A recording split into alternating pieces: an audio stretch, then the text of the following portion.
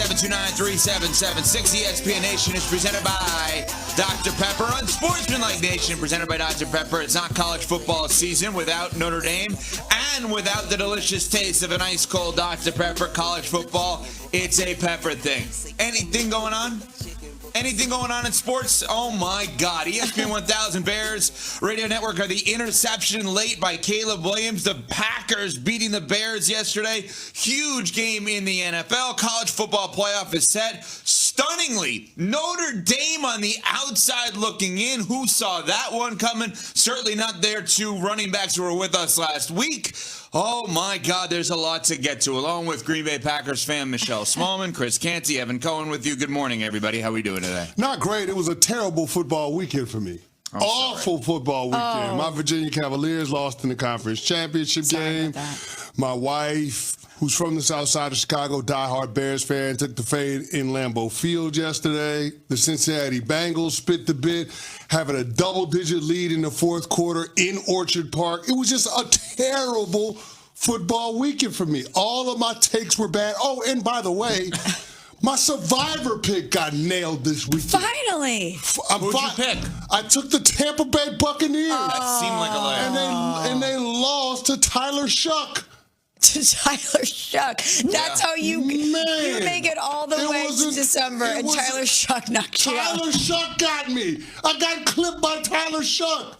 Shucking and jiving. Oh, man, it was awful. Awful. Save that line for one line. Seriously, that was a good one. Awful sports weekend. Well, I'm sorry that you're miserable because I am delighted. What a great sports weekend for me. You had Bills, Bengals feeling like a playoff game in the snow. That was an awesome matchup. Mind you, I picked the Bills to represent the AFC in the Super Bowl. Looking pretty good. Looking like they're rounding out right at the right time.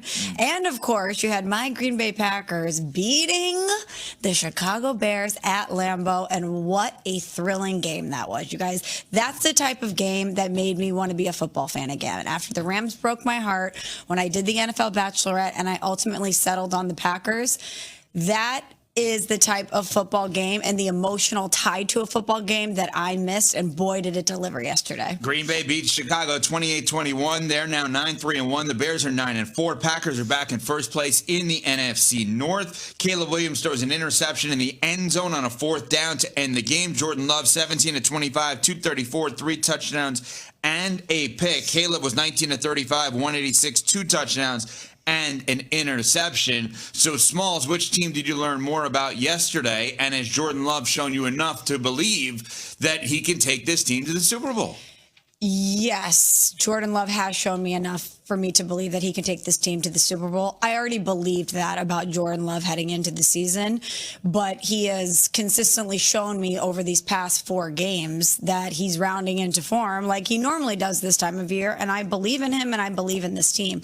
I know that they've had some stumbles this year. They've had some bad losses. The Cleveland Browns. Why are you losing to the Carolina Panthers? You're tying the Dallas Cowboys earlier in the year when they weren't one of the toughest teams in football. They weren't peaking at that time. And you were confounded by what the Green Bay Packers were because you knew that they had another level that they could reach. And I think we're seeing it. But I learned more about the Chicago Bears yesterday than I did the Green Bay Packers because this is what I expected of the Packers. I expected them to be a team that was going to compete for a Super Bowl.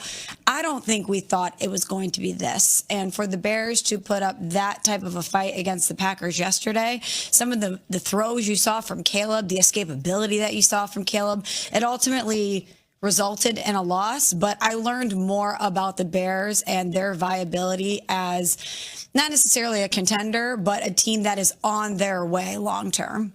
Yeah, the Bears turned it on in the second half. They scored 18 of their 21 points after halftime. I was impressed that they had the poise to be able to bounce back after having a double-digit deficit, and the Green Bay Packers, in large part, being able to control the game. So if you're asking who we learned more about, I think everybody learned more about the Chicago Bears.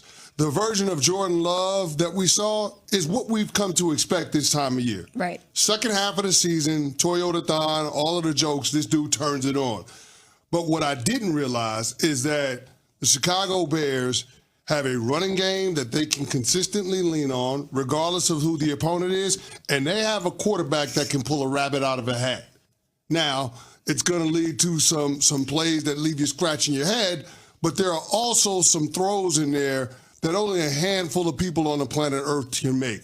That touchdown throw that he had to Alameda Zaccheaus, I don't know how he got that football past Keyshawn Nixon. I still don't know. I've seen it on replay, on a loop. It was an absolute incredible throw. He had some dimes in yesterday's game. Not to mention, this guy has an escapability where he can extend the down to give his receivers time to be able to uncover downfield. So I walked away from that game impressed by Caleb Williams' ability to be able to help this team punch back. Now, would you like to have a different result at the end of the game or on that fourth down? Sure.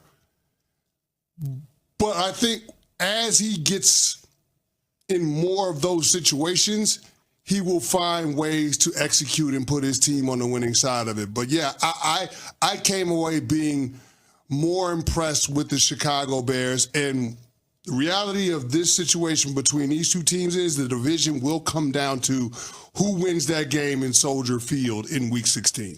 The amazing thing about Caleb's escapability, because I agree with you guys that obviously you learn more about them, like they went toe-to-toe with a team that people think could win a Super Bowl this year, is his escapability a lot of times leads to a throw to a receiver, not a throw away. And there's a big difference because a lot of guys are trying to escape a sack to throw the ball away to make sure that they don't lose yardage or lose it down, whatever it may be. His escapability a lot of times leads to a completed throw, which is all, like he resets his feet, he finds the open receiver, his vision downfield is obviously tremendous, but you guys mentioned that last play, that interception to end the game, and Caleb post-game on that bad play or a bigger concern. Here's Caleb Williams.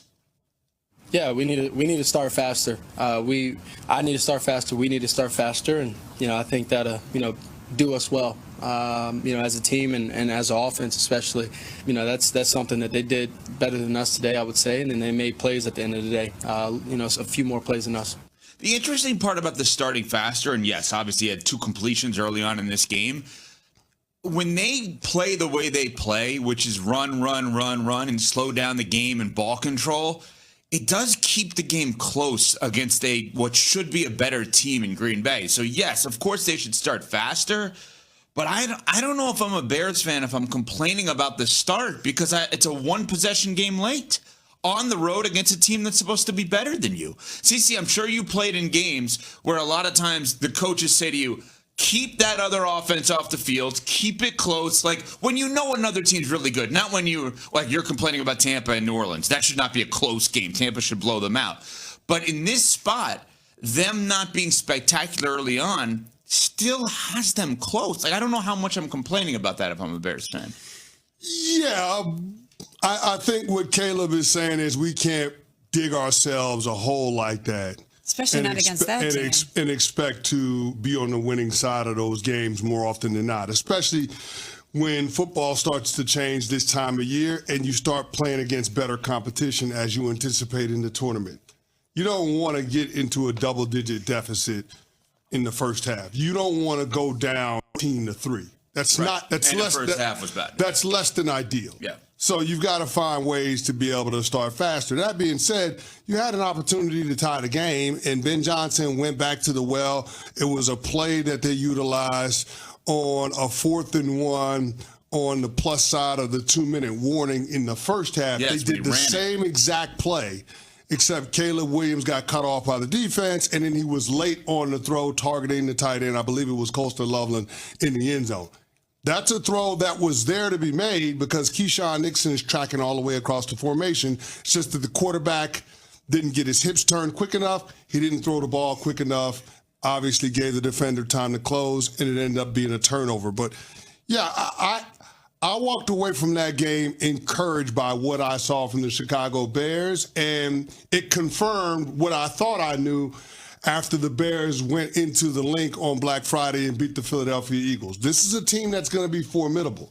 Now, it's absolutely mission critical that they find a way to win that game in Week 16 because the last thing you want to do is have your second-year quarterback's first experience in the postseason lead to him having to go on the road as opposed to being able to play in a home playoff game. So I think that's the part where Chicago needs to show more of a sense of urgency.